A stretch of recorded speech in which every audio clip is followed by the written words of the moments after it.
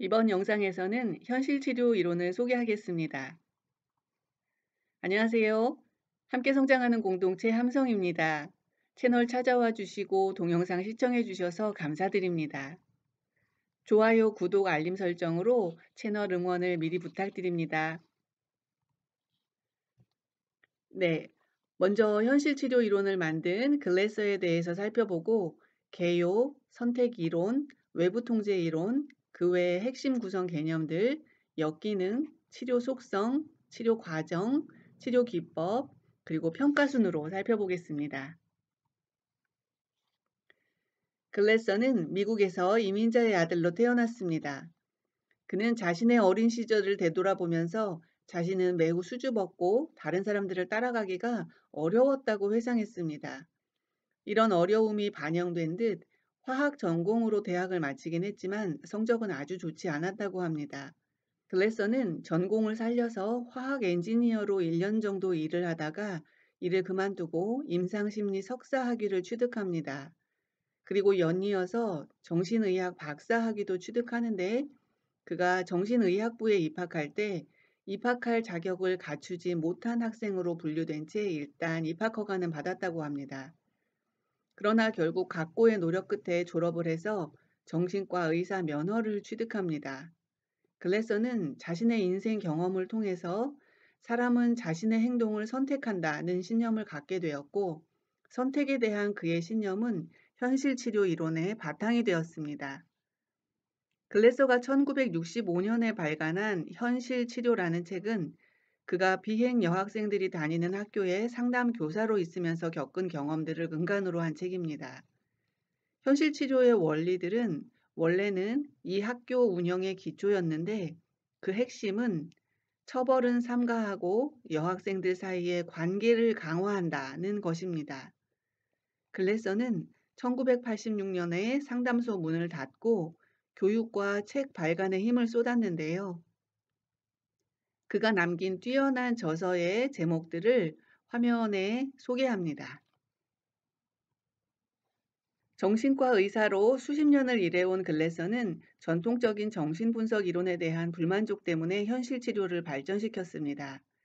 글래서는 뇌화학이라는 사이비 과학을 가지고 심리학을 대체하려는 정신의학의 현재 진행 방향에 심각한 경계심을 가진다.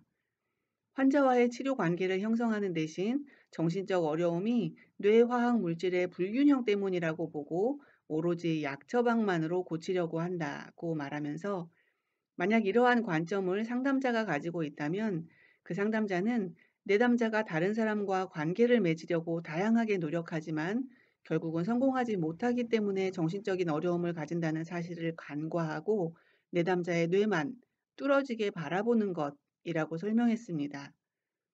또한 글래서는 향정신성 약은 해를 끼칠 가능성을 가지고 있고 무엇보다도 정신적 어려움의 원인으로 뇌화학 물질만을 강조하는 것은 인간이 스스로를 돕기 위해 할 수 있는 것은 아무것도 없다는 것을 강조한다는 점에서 해롭다고 주장했습니다.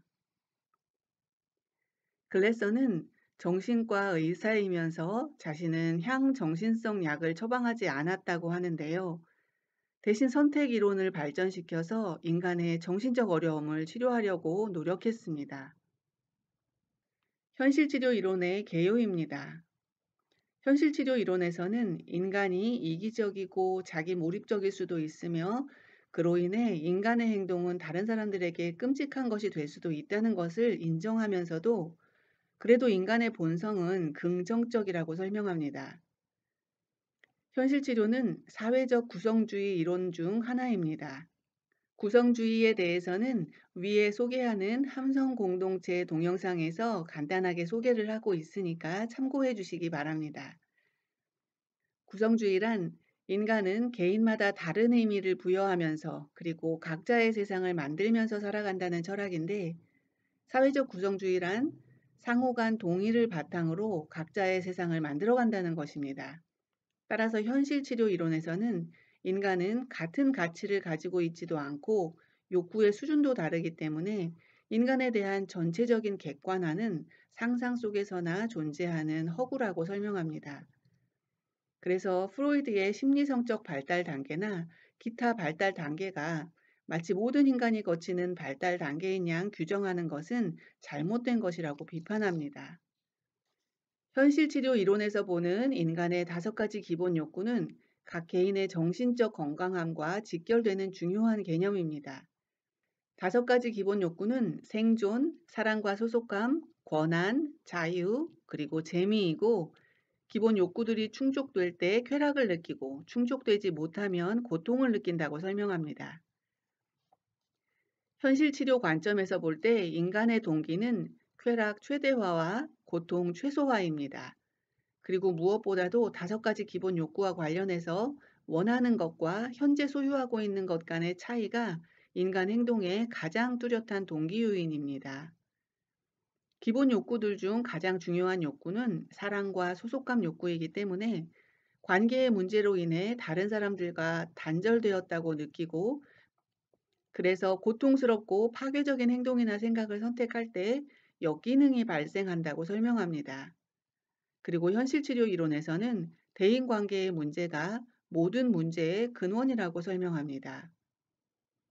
현실치료 이론에 따르면 개인의 성격은 5가지 기본 욕구들에 대해 개인마다 다른 상대적인 강도를 가지고 태어나면서 형성되는 것인데, 욕구들에 대한 강도는 태어날 때 정해지고 이후에는 변하지 않는다고 합니다. 예를 들면 자유에 대한 욕구가 사랑과 소속감에 대한 욕구보다 더 강한 사람이 있는가 하면, 권한에 대한 욕구가 자유에 대한 욕구보다 더 강한 사람도 있다는 것입니다. 현실치료 이론에서는 성격 발달 이론을 주장하지는 않지만, 성격 발달과 형성에 있어서 아동기 경험에 대한 중요성에 대해 강조합니다. 글래서는 인간은 자신이 하는 행동을 선택한다는 신념을 바탕으로 현실치료 이론을 발달시켰습니다. 그래서 선택이론은 곧 현실치료라는 공식이 성립할 정도로 선택이론은 현실치료의 핵심 구성 개념입니다. 선택이론에 따르면 우리는 우리가 느끼는 비참함까지도 포함해서 우리가 하는 모든 것을 선택한다고 설명합니다. 우리가 다른 사람들한테서 받거나 다른 사람들에게 줄 수 있는 유일한 것은 정보일 뿐인데, 정보 그 자체는 우리가 어떤 감정을 갖게 할 수는 없고, 정보가 뇌에 전달되었을 때 그것을 처리한 후 무엇을 느낄지, 무엇을 할지는 우리 자신이 결정한다는 것입니다. 우리가 선택하는 것은 우리의 행동, 생각, 거의 모든 감정, 그리고 많은 생리적 현상까지 거의 모든 것입니다. 이런 원리 때문에 우리는 자신의 행동은 통제할 수 있으나 다른 사람들의 행동을 통제할 수는 없고, 정보를 받은 후에 어떤 선택을 할 것인가는 그 사람의 몫인 것입니다. 그러나 아쉽게도 선택 이론에 따르면 우리는 자신의 생각, 감정, 행동, 생리적 현상에 대한 많은 내적 권한이 있음에도 불구하고 외부적인 힘 또는 외부 통제력 때문에 어떤 일이 발생한다고 생각합니다. 예를 들면 우울감을 느낄 때 자신이 통제할 수 없는 뇌화학 물질의 불균형이 우울증을 가져왔기 때문에 외부적 힘인 향정신성 약물이 필요하다고 생각하는 것입니다. 이와 관련해서 선택이론은 자신에 대한 내적 권한을 잃은 인간의 불행의 씨앗은 무엇이 옳은가를 발견했다고 믿는 사람들을 아동기 때 대하면서 심어진다고 설명하면서, 우리 인간은 수천 년간 우리의 생각을 지배해온 파괴적인 전통을 따르면서 남들이 옳다고 생각하는 것을 하도록 강요당하고, 또 그대로 행하는 사이 통제력은 내 안에 있는 것이 아니라 외부에 있다고 믿게 되고, 나 자신도 남을 조정하거나 통제할 수 있다고 믿게 된다는 것입니다. 선택이론에서는 불행감의 원인을 외부 통제력에 의존하려는 성향 때문이라고 설명하는데, 따라서 선택이론은 내가 원하는 방식으로 나의 삶을 살 수 있도록 자유로워지면서 동시에 내가 필요한 사람들과 잘 어울려 지낼 수 있는 방법은 무엇인가? 라는 중요한 질문에 답을 하고자 합니다. 선택이론에서 주장하는 삶의 8가지 이치들입니다. 1. 우리가 누군가의 행동을 통제할 수 있다면 그건 바로 우리 자신뿐이다. 2. 우리가 누군가에게 주거나 받을 수 있는 것은 정보뿐이다. 3. 오랫동안 지속되는 심리적 문제들은 관계 문제이다. 4. 문제 있는 관계는 항상 우리의 현재 삶의 일부분이다. 5. 과거에 일어났던 고통스러운 일은 현재의 우리 자신과 큰 관련이 있다. 그러나 고통스러운 과거를 반추하는 것은 지금 우리가 해야 할 일과는 거의 관련이 없다. 중요하고 의미 있는 현재의 관계를 강화시켜라. 6. 우리는 5가지 욕구, 생존, 사랑과 소속감, 권한, 자유, 재미에 의해 움직인다. 7. 우리의 소중한 세상에 있는 그림들을 만족시킴으로써 이 욕구들을 충족시킬 수 있다. 8. 우리는 생각과 행동을 직접적으로 선택하고 감정과 생리적 현상을 간접적으로 선택한다. 생각과 행동이 우리의 감정과 생리적 현상에 영향을 미치기 때문이다. 선택 이론과 대조되는 개념인 외부 통제 심리는 통제력은 외부에 있다고 믿는 것으로 개인의 자유를 파괴해서 결국 관계를 파괴하는 심리라고 설명됩니다. 외부 통제 이론에 따르면 인간은 환경 혹은 타인에 의해 지배되기 때문에 잘못하면 벌을 주어서 환경 혹은 타인이 정한 옳은 일을 하게 만들고 잘하면 상을 주어서 환경 혹은 타인이 정한 옳은 일을 계속하게 할 수 있다는 것입니다. 외부 통제 심리의 3가지 기본 믿음은 첫 번째, 내 행동은 외부 요인에 의해 통제된다. 두 번째, 나는 다른 사람들이 내가 원하는 것을 하도록 만들 수 있다. 그리고 다른 사람들도 나한테 그럴 수 있다. 세 번째, 내가 제시한 것을 충족시키는가 아닌가에 따라 나는 다른 사람을 벌 줄 수도 있고 상을 줄 수도 있다는 것입니다. 외부 통제 심리에 기반해서 타인을 통제하는 7가지 방식은 비난하기, 비판하기, 불평하기, 잔소리하기, 협박하기, 벌주기, 상주기이고 반대로 선택 이론에서 추구하는 내가 원하는 방식으로 나의 삶을 살 수 있도록 자유로워지면서 동시에 내가 필요한 사람들과 잘 어울려 지낼 수 있는 7가지 관계 연결 방식은 배려하기, 신뢰하기, 듣기, 지지하기, 협상하기, 친구 되어주기, 격려하기입니다. 현실 치료에서는 기본 욕구 개념을 공을 들여서 설명을 하는데요. 인간의 행동 동기는 5가지 기본 욕구를 충족시켜 쾌락을 추구하고 고통을 회피하기 위한 것이라고 했습니다.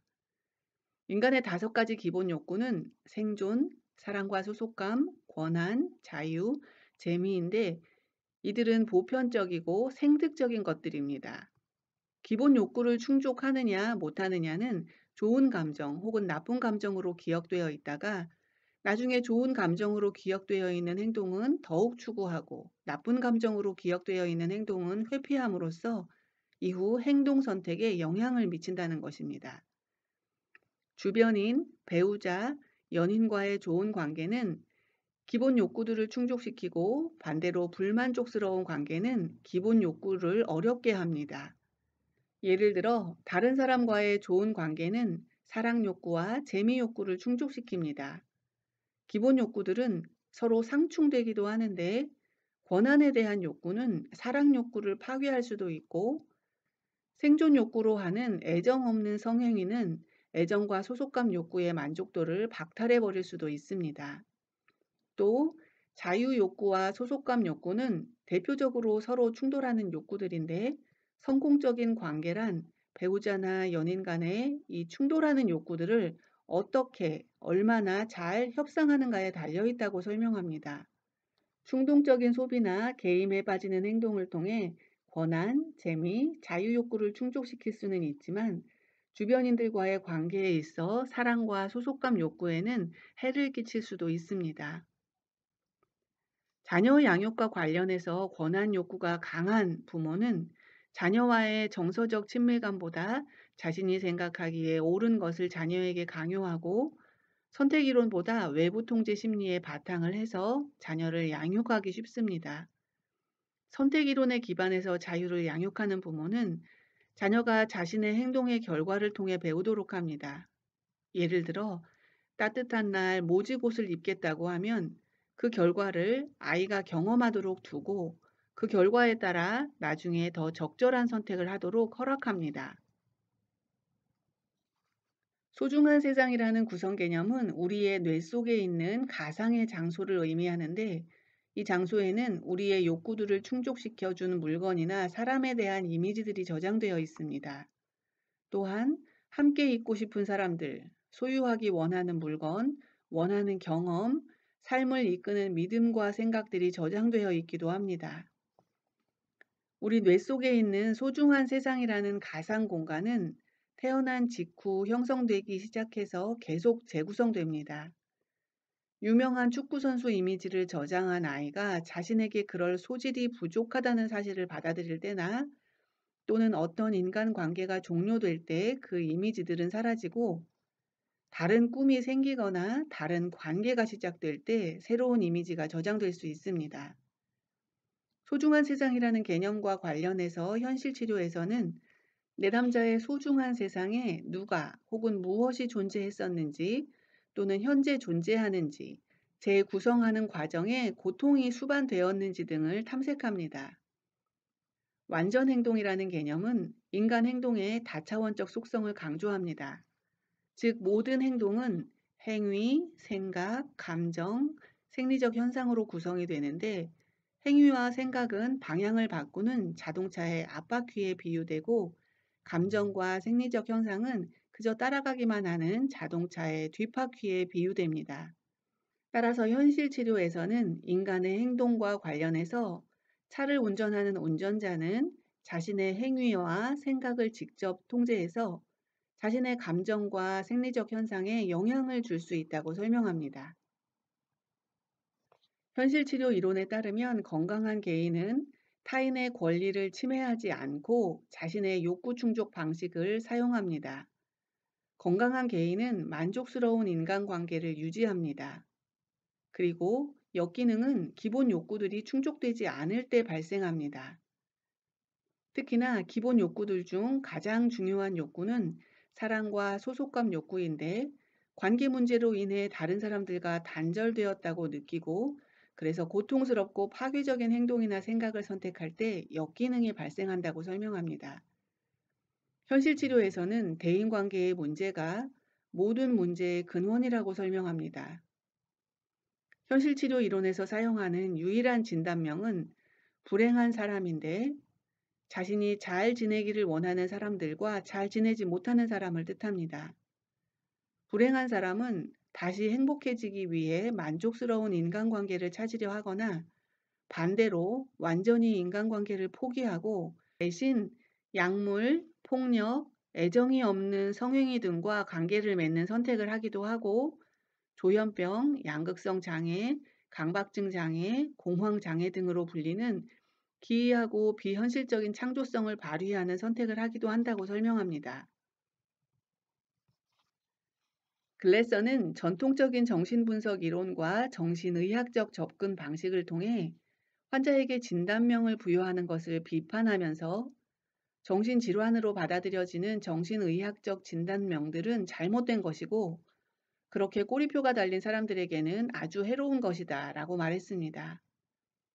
그래서 현실치료 상담자들은 진단명을 보험회사 청구용으로만 사용합니다. 그리고 내담자에 대한 진단은 어떤 관계들에 문제가 있는가만 탐색합니다. 치료 분위기와 관련해서는 상담자, 내담자 치료 관계를 사랑과 소속감 욕구가 충족될 수 있는 한 가지 방식으로 봅니다. 그로 인해 상담자의 이미지가 내담자의 소중한 세상에 저장될 수 있습니다. 상담자는 자기 노출 기법을 통해 진솔함을 표현할 수 있습니다. 상담자는 외부 통제 이론을 사용하지 않고 내담자가 스스로 선택하도록 격려합니다. 현실 치료는 주로 10회기 이내의 단기 치료인데, 글래서는 상담 기간은 상담자가 내담자와 얼마나 빨리 좋은 관계를 형성하는가에 달려 있다고 하면서 관계 형성에 있어서의 상담자의 역할을 강조했습니다. 상담자와 내담자의 역할에 있어서 상담자는 선택 이론과 인간 행동에 대한 전문가이고, 내담자는 선택 이론과 인간 행동에 대한 지식을 배우는 학습자입니다. 상담자는 내담자가 무엇이 옳은가를 스스로 선택하는 전문가가 되도록 돕는 역할을 하고, 내담자는 현재 상황을 평가하고 변화를 시행할 것인지를 결정하는 책임자 역할을 합니다. 현실 치료에서는 상담자는 인간에 대한 긍정적인 관점, 상황에 대한 긍정적인 면을 볼 줄 아는 능력을 소유해야 한다고 강조합니다. 또한 상담자는 어느 정도의 정신적 건강함을 소유해야 한다는 점도 강조합니다. 상담의 목표는 내담자가 타인에게 해가 되지 않고 자신에게는 유용한 더 나은 선택을 하도록 돕고, 더 나은 선택을 통해 중요한 관계를 회복할 수 있도록 돕는 것입니다. 그리고 또 다른 하나의 목표는 감정의 변화인데, 현실 치료에서는 자동차의 뒷바퀴에 해당하는 감정과 생리적 현상은 자동차의 앞바퀴에 해당하는 행위와 생각의 결과물이라고 보기 때문에 먼저 행위와 생각이 변화되어야 한다고 설명합니다. 예를 들어 우울감의 경우 원하는 것에 대한 생각을 바꾸고 행하고 있는 것을 바꿔야 한다고 강조합니다. 현실 치료에서는 상담 과정 중 내담자가 통제할 수 없는 것에 시간을 쓰지 않습니다. 예를 들면 과거의 경험이나 증상, 타인의 행동에 대해 내담자가 지속적으로 언급을 하지 않도록 합니다. 대신 지금 할 수 있는 것과 내담자가 새로운 선택을 할 수 있는 방법에 초점을 둡니다. 현실 치료의 상담 과정은 WDEP라고 요약을 해서 설명을 할 수가 있는데, 이 WDEP 단계 이전에 우선 상담자는 내담자와 신뢰하고 공감적인 관계를 구축합니다. 그리고 W 단계에서는 상담자는 내담자가 진실로 원하는 것을 탐색하도록 돕습니다. 다음에 D 단계에서는 상담자는 내담자가 자신의 인생, 방향을 설명하고 현재 그것을 위해 무엇을 하고 있는가를 설명하도록 돕습니다.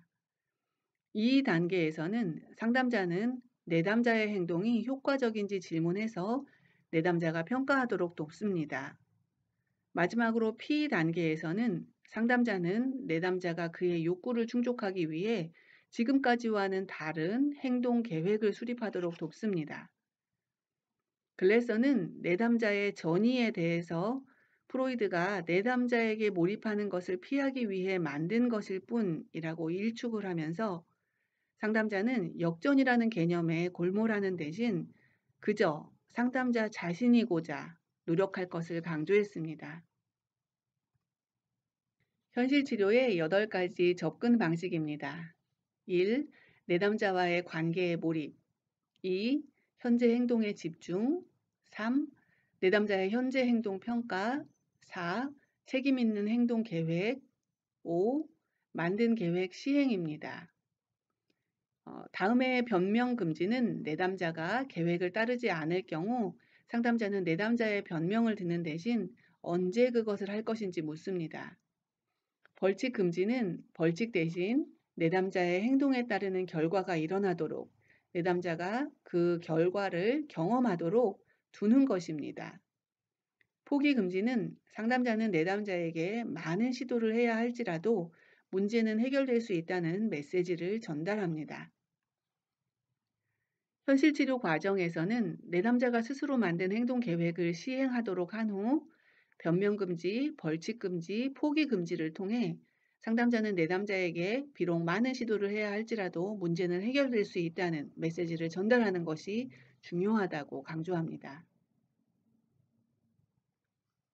현실 치료 기법들은 크게 2가지 목표를 위해 활용될 수 있습니다. 첫째는 욕구와 관련한 현재의 문제 행동 찾기. 둘째는 욕구를 여전히 충족시키면서 더 기능적인 행동을 선택할 수 있는 방식 찾기입니다.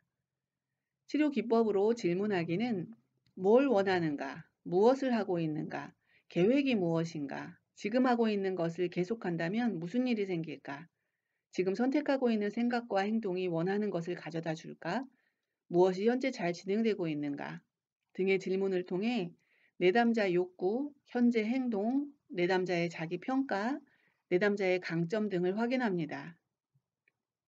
역설적 기법은 내담자가 증상을 일부러 수행해 보도록 하는 것입니다. 증상을 수행하면서 증상이 수시로 내담자에게 일어나는 것이 아니고 증상에 대한 통제권이 내담자에게 있음을 확인하도록 합니다. 재구성하기는 역설적 접근법이라고도 불리는데 내담자가 자신의 상황을 다른 관점에서 보도록 돕는 것입니다. 예를 들면 강박적인 행동을 조심스럽고 정교한 행동으로 재구성할 수 있고 익스트림 스포츠에 중독된 경우에는 그 중독성을 내담자가 원하는 관계나 일에 사용할 수 있는 에너지로 재구성할 수 있습니다. 이렇게 재구성을 한 경우에는 상담자는 내담자가 그 에너지를 어떤 실행 계획에 반드시 사용하도록 그 후에는 진행을 해야 합니다. 유머는 내담자의 문제를 유머스럽게 표현해서 문제의 심각성을 웃으면서 인식해 보도록 하는 것입니다. 예를 들면 내담자의 소비벽에 대해서 돈을 쓰는 데 있어서는 블랙벨트 유단자라고 내담자를 호칭하거나 부잣집의 물건 구매 담당 비서로 취직하는 건 어떨까요? 등의 유머를 사용할 수 있는데 이때 주의할 점은 유머가 빈정거림이나 비꼬음으로 받아들여지지 않도록 내담자, 상담자 간에 신뢰하는 치료 관계가 먼저 형성이 되어 있어야 하고 상담자는 평소에도 유머를 자연스럽게 쓸 줄 알아야 한다고 설명합니다. 자기 노출이란 내담자 문제와 관련이 있는 한도 내에서 상담자 자신의 정보를 노출하는 것입니다.